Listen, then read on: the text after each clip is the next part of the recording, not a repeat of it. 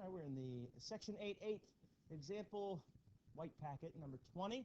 We're looking for a common denominator between x squared plus 2x and, where's the other denominator, x plus 2. So we have x squared plus 2x and x plus 2.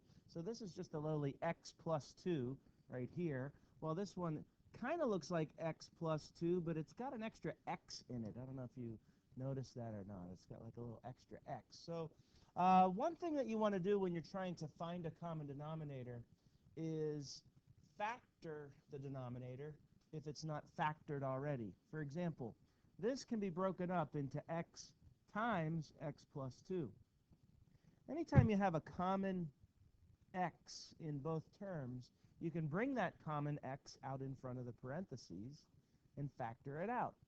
Some people might call that undistributing the x, because if you redistribute this x, what do you get? X squared plus 2x. So what we have here is breaking that denominator into its factored form, x times x plus 2. So now we're no longer in need of this. It's this. So when you look at the two denominators, x times x plus 2 and just x plus 2, what is the fraction on the right missing? That extra x that's being multiplied. So what we can do is multiply that x by the top and bottom, and now we have a common denominator. All right? The common denominator is x times x plus 2. So the fraction on the left stays the same. Remember, we're subtracting. The fraction on the right is x squared minus 2x all over x times x plus 2.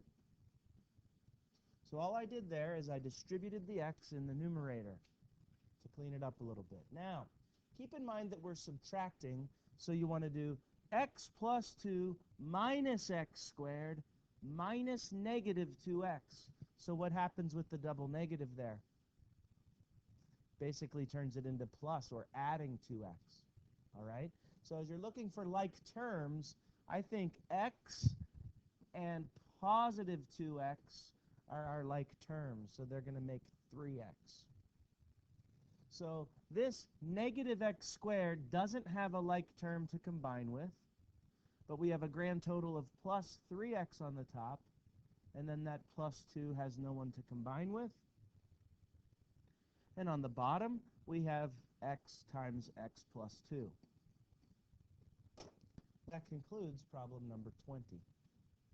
Remember that to check your work here, you can always try graphing the original problem and see what the graph looks like. Be very careful with putting the fractions into the calculator. You may use parentheses for the numerator and denominator. And then graph what I have there in blue. So if you graph the original problem in y1 and then graph your answer in y2, they should produce the same graph.